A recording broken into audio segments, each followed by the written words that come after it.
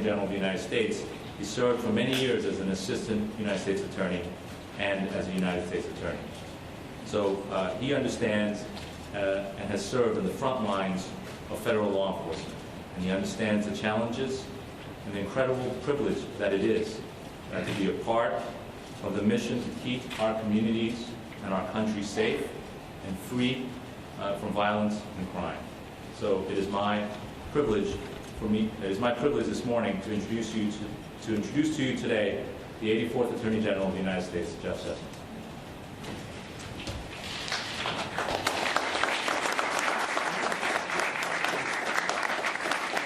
Thank you all. It is good to be with you, and thank you, June, for the work that you've been doing for justice in America and for this district. You have a tremendous team.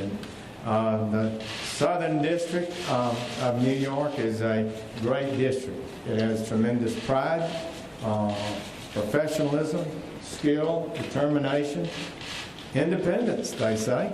And we appreciate that. It used to make me feel bad since I was a Southern District of Alabama, and they would say the Southern District, but you are the Southern District. And I appreciate that and the leadership that you've done. And I remember visiting Rudy Giuliani here when he was my supervisor. He was associate. In those days, the associate in the early 1980s had the criminal division and the U.S. attorneys. And I'm telling you, Rudy was there when some of the great changes occurred in law enforcement that were different than anything since the founding of the Republic. And it evolved into honesty in sentencing guidelines, minimum mandatories, no bail on appeal, pretrial detention. All of those things happened in the mid-'80s, and it changed law enforcement entirely.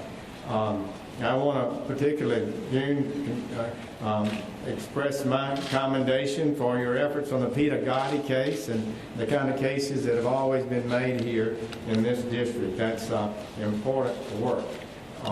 We planned this trip a couple of weeks ago, I guess, for the purpose of talking about national security. It's a big issue for America. We've got some key legislative battles that are out there we need to get done and have the right result on. And we, of course, had no idea what would happen Tuesday. But it's a really dramatic definition of what we need to do and why what we're doing is so important. I want to first offer my condolences to the families of the victims, those who've been injured, and to the people of New York for the losses that occurred Tuesday. We express our deepest sympathy for that. To the families and friends, we say we are going to bring anyone that was involved in that, the perpetrator, to justice. I know you'll be committed to that, and so will the Department of Justice. This latest tragedy showed, once again, the bravery of the police officers that serve us every day. In particular, of course, I want to mention Officer Ryan Nash of the 1st Precinct. His quick response, courageous action under pressure prevented the attack from getting worse. He's rightly regarded as a hero today, not just in New York, but across America. He symbolizes the best in law enforcement. I remember at the Capitol a number of years ago, I saw a young officer just racing past me, and there was a shooting outside the Capitol. He didn't know what was out there. Could it have been a gang of terrorists with automatic weapons and things? He was going to the fight. That's what our law enforcement officers do. We need to validate them. We need to affirm them. And we need to, if someone in a department does wrong, they need to be punished. But we need to affirm steadfastly the great officers who serve us every day, put their lives on the line for us. This morning, I attended the roll call with officers from the 13th Precinct, some of whom responded to the 9/11 attack. It was an honor for me to meet with them. They embody the highest ideals of law enforcement and public service. And the people of New York should know that they have one of the finest law enforcement institutions in the country, maybe the finest. I certainly was more impressed after leaving today than I was when I came. We know, those of you in the federal government know, that 85% of law officers serve at the state and local level. This administration cannot succeed in our goal of reducing crime without our state and local partners. We're all in it together. The president, New Yorker, law and order president, and he's serious about it, gave us 3 orders. One was to back the men and women in blue. And we take that seriously. I hope you will take that seriously, because these are the frontline folks that make us safe. The second order was crack down and dismantle transnational criminal organizations, ISIS, gangs, cartels, terrorists. Those are high priorities already for the federal government, our federal prosecutors, and I know you'll focus on that. And thirdly, we got a directive, an order from the president, simply to reduce crime in America. New York is reducing crime. America, the crime is going up way too fast. I've seen it. I observed it when I started as a young prosecutor in the 70s. Crime was going up every year. We began to turn the tide in the 80s with the new reforms in criminal justice that I mentioned, and it began to pay fruition in the 90s and into the 2000s. But we've seen some changes nationally. Murder went up in 2015, 12%, according to the FBI data, and homicide was up another 8% in 16. 20% increase nationwide in homicide. The 12% increase was the largest increase in homicide nationally since 1968. So I'm worried about that. And I take the president's charge seriously. We embrace that charge. We as federal officials need to be working with our state and locals to see if we can reverse that trend.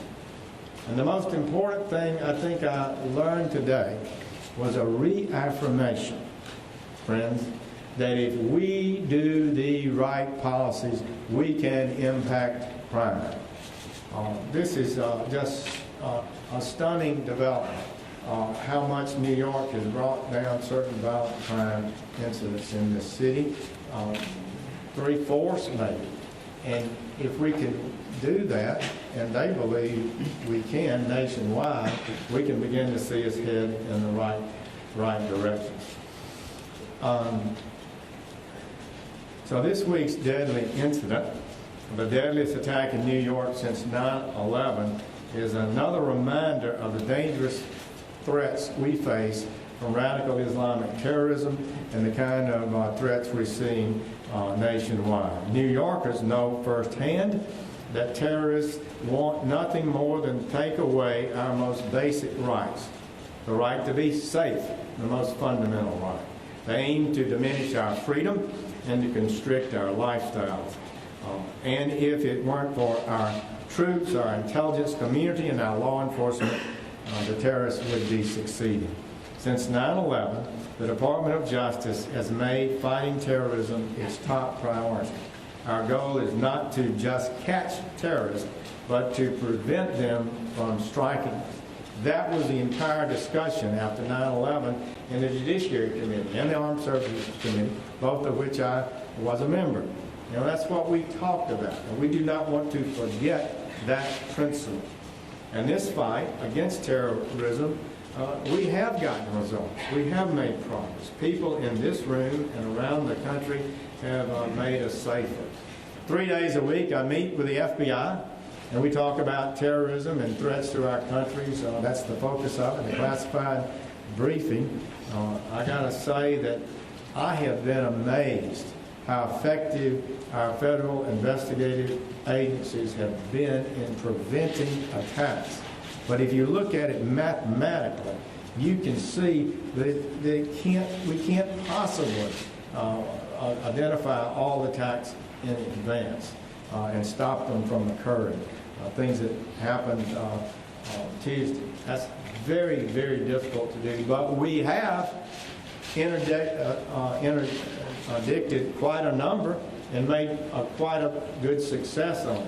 So we've got to be careful to maintain our success and not have any thing occur that could undermine that effectiveness.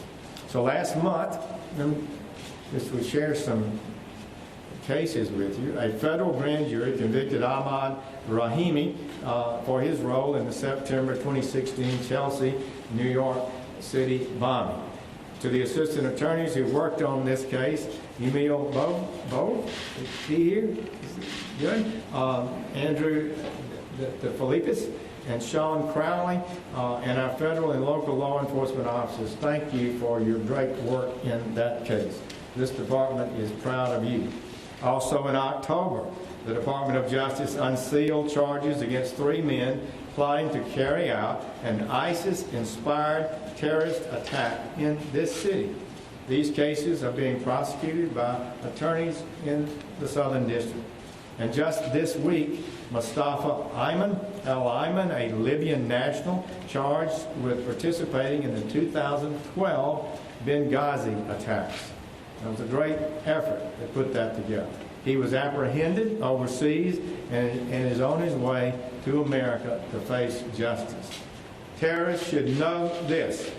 This administration will use all lawful tools at our disposal, including prosecution in Article 3 courts or at Guantanamo Bay. If anyone has any doubt about it, they can ask the more than 500 criminals whom the Department of Justice has convicted of terrorism-related offenses since 9/11. And they can ask the dozens of enemy combatants at Guantanamo. So we're not slowing down. The FBI currently has ongoing terrorism-related investigations in all 50 states. And let me assure you that the President Trump, and we've talked about it, I've talked with him personally about it, has not forgotten 9/11. As a New Yorker, he knew people who lost their lives that day. He has made our national security his top priority. He is exactly right to do so. As he put it, the battle with terrorism is, quote, a battle between good and evil. And he said we need to be smart, vigilant, and tough. So over the next few minutes, I want to take this occasion to discuss some of the priority initiatives necessary if we are to be smart, vigilant, and tough. This is not an exhaustive list, but these are some of the most important things that are before us right now. And this is not a political or ideological matter. It's a public safety and national security matter. It's about what a great nation must do, should do, has to do to protect itself. First, we need to keep potentially dangerous people from getting into the country. Second, we need access to electronic evidence with court approval. And third, we need to lawfully, aggressively surveil citizen terrorists, non-citizen terrorists overseas. All of which we can do, are doing, and we need to be more effective at it, and we don't need to have those abilities constricted legislatively. The President is determined to keep terrorists and their sympathizers from infiltrating the country. Mathematically, just imagine large numbers that come in and fall upon the FBI and other agencies to try to monitor. You've just got to be careful about that. You cannot bring in people who are dangerous. The President knows since 9/11, most of those convicted in our courts for international terrorism-related crimes have been foreign-born. The Department currently has ongoing terrorism-related investigations against hundreds of people who came here as refugees. As you all know, we expend enormous manpower and resources on these investigations, as well as on the hundreds of domestic cases that are inspired by foreign terrorists. So the FBI and our officers do heroic work, but it is simply not reasonable to keep asking them for more and more without maintaining and putting in place policies that make it easier for them to be successful and that make us safer. And the President was right to issue his executive order, the travel ban, so-called, to ensure proper vetting. we're going to slow down. We identified particularly problematic countries and areas of the globe where terrorists are nested, and we don't have any support from local government to actually do an effective vetting. These are countries that have failed to properly carry out their business so that we can have records and documents to know who people are. So how do you vet people from North Korea? How do you vet people from Syria when there's a war going on and violence, and nobody is going to check the criminal records of individuals who apply to come here? So the President has a legal right to take this action. Congress has authorized the President to completely stop travel from certain countries if it would be detrimental to the national interest. That's exactly what the President did, and he did it to keep us safe. A small number of dangerous countries where some of these terrorist groups are nested. We are proud of your office and others who have defended these orders. There have been some negative, adverse district court cases, but already the Supreme Court has indicated and stopped some of these injunctions in a very significant, even a majority of the injunctions now are enforced, and we're continuing to proceed in an effective way. And I look forward to a victory in the Supreme Court. I believe these orders are legitimate. It's vested in the President of the United States the responsibility to defend us. He is entitled to make judgment decisions, not courts. The CIA reports to him. The Department of Defense reports to him. The State Department, the FBI, and it's his responsibility. It's a commitment he made to the American people. Any president makes to the American people. So I think this is lawful and proper. We need to get that done. The President's goal and direction and policy was to implement more rigorous, more effective vetting process. He called it extreme vetting. That's a way to communicate. People understood what he was talking about. And he made these decisions because we continue, as you know, to face grave security threats. And he is not afraid to talk about it directly and boldly. Further, the President's separate action to reduce the flow of refugees into our country will reduce the likelihood of potentially dangerous people getting here. We're going to take more care on this. We'll also take some of the pressure off the FBI and our local law enforcement by controlling and vetting better, more carefully, those requesting entry before they are admitted to our country.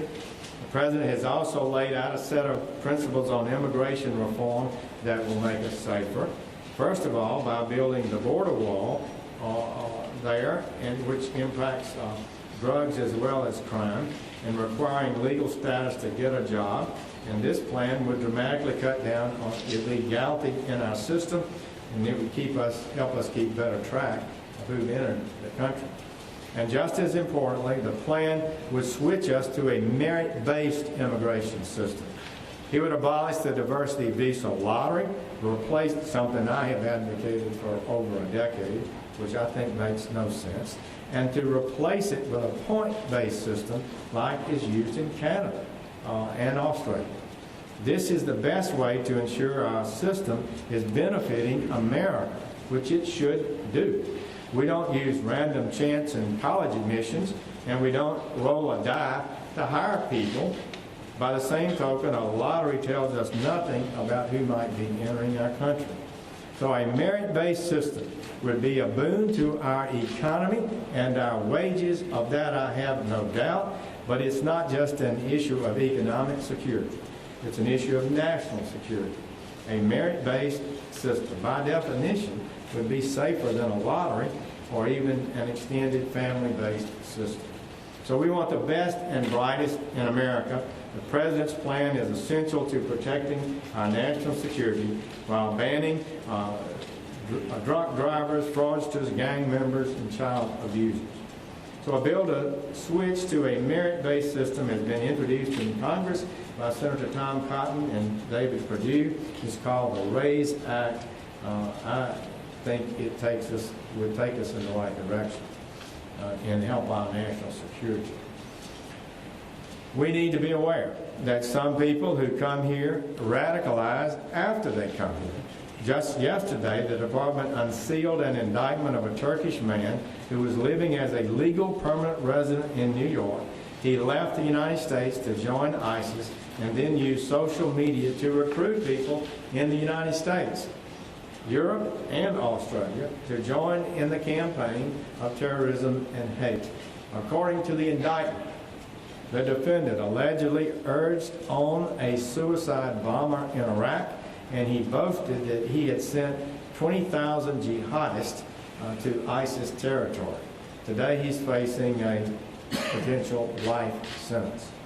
The largest category of counterterrorism cases in the United States under investigation today are of people who were inspired by ISIS. Since President Trump took office, ISIS has been on the run in Syria and Iraq. General Mattis and his team have done a very, very effective job. At one point, ISIS controlled a landmass the size of Great Britain and a population the size of Michigan. But now their capital has fallen and they are on the run. We've done it with a minimum of U.S. forces on the ground, and it's taken some time, but I think it's been proven to be a very effective strategy. Very proud to see what's occurred there. We simply cannot have ISIS dedicated to the destruction of America and what we hold dear, holding a nation state somewhere in the world from which they can launch attacks on us.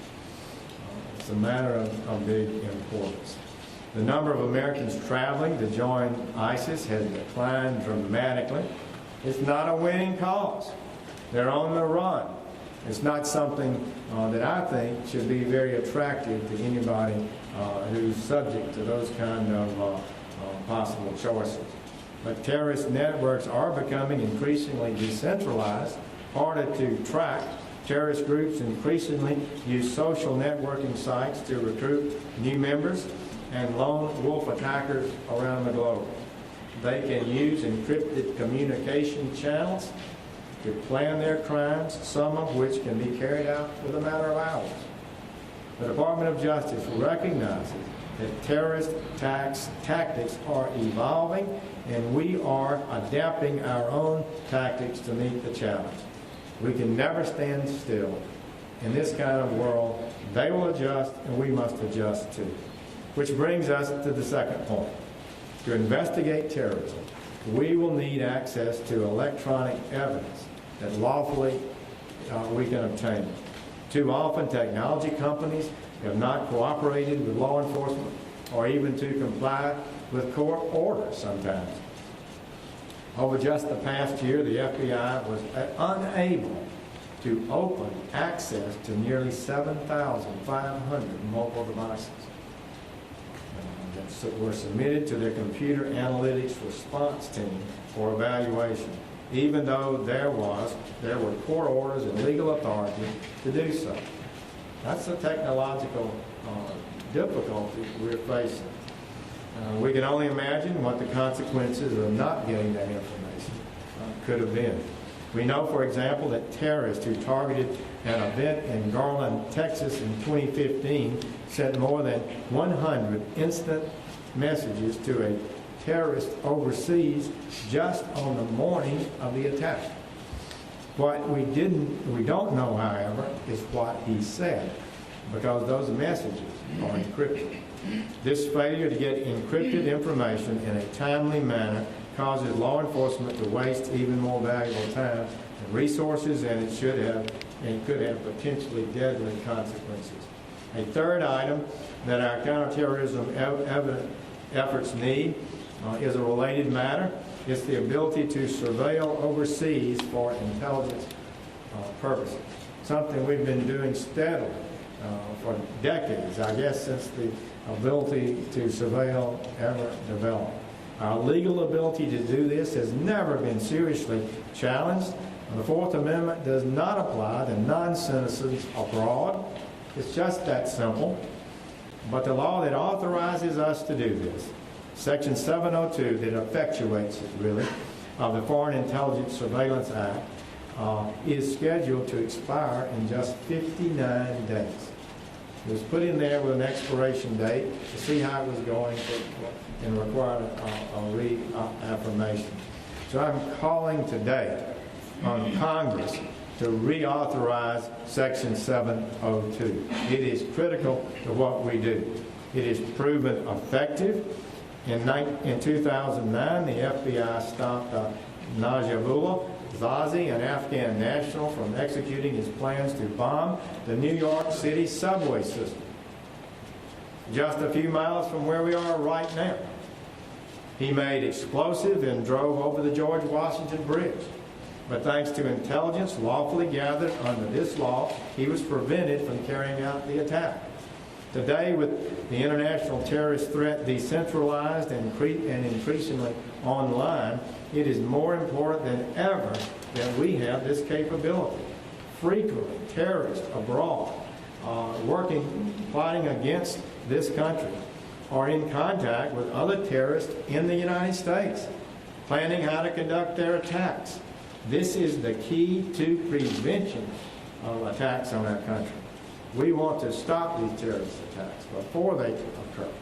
So I know that Section 702 has been criticized, but I believe fully, having been involved in the drafting of it, having been involved in the Armed Services Committee, where we've discussed it, I believe it's a seriously important matter for the safety of our country. We've got to have our representatives focus on this and get this passed before Christmas occurs. I want to be clear. 702 does not permit the targeting of any American anywhere or even a foreigner who's likely to be in the United States. Served on the Judiciary Committee when this law passed, and I can tell you it was vigorously vetted and scrutinized. We spent hours over every word in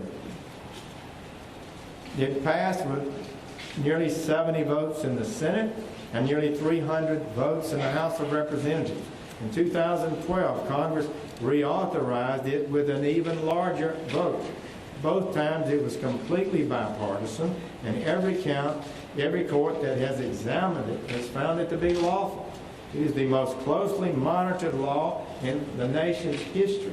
We have judges, we have the IG at the Department of Justice, we have Congress and the President independent evaluations of it, and courts have always upheld it. Terrorists continue to plot against the United States, and there's no sign this threat is going away. The only question is whether we will be prepared and whether we can stop these attacks. At a time when our enemies are experimenting with new tools and tactics, we cannot unilaterally disarm ourselves. We cannot afford to let this law expire.